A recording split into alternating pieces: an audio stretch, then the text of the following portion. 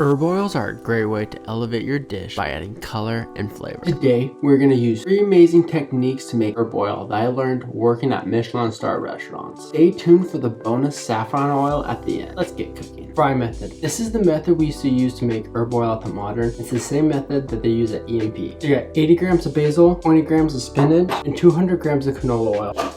So once it's all blended up, we're going to put it into a pan and we're going to cook out all the water. You want to cook it till it reaches 220 degrees Fahrenheit. You'll know because the bubbles will start to get really rapid, meaning all the water's cooking out. I just put it in a bowl over an ice bath. Stir it and let it cool down. Once the basil is nice and chilled down, we're going to filter it through a linen light. The ratio for this is 2 part oil, 1 part herb. This is the method that I use 90% of the time when I make herb oil. It makes nice color and great flavored herb oil. The blanching method. This is the method used in the French laundry cookbook. So step 1 is to pick your herbs. 20 grams of rosemary. You want to make sure there's no woody stems, but the tender stems are okay. And then we have 40 grams of pig parsley. Use big pot blanching. We're going to bring a pot of water up to a boil, and we want to season it with salt. We want to have an ice bath ready. We're also going to season this with salt so that we don't lose any flavor. Once this comes up to a rapid boil, drop in your rosemary for 30 seconds. In the last 10 seconds, drop in your 40 grams of parsley. Once this is all done, strain it off and dump it in an ice bath. After you cool down your herbs, you want to squeeze out all the water into a blender. My blender's kind of small, so I'm just going to do half. We're using a 3-to-1 ratio, 3 parts oil to 1 part herb. Total 60 grams of herb, 180 grams of oil.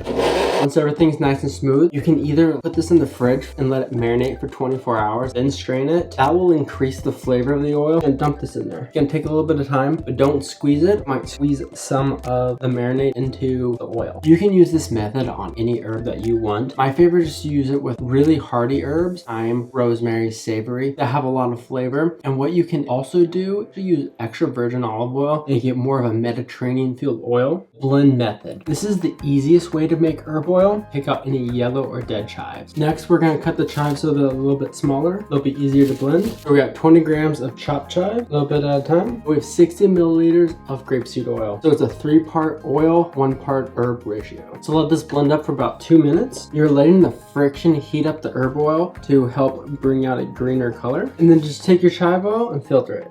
This is by far the quickest and easiest way to make herb oil. The downside is you have to use a tender herb. Chives, parsley, tarragon, herbal, dill, or fennel fronds. They have to be tender enough that the blender can blend them up, and you want to blend it up long enough that the friction starts to heat it up and extract some of the flavor, like saffron oil. So we have 0.7 grams of saffron, boiling water right here. Pour a little over the saffron and let it blossom for 2 minutes. We'll pour this into a blender with 4 ounces of grapeseed oil.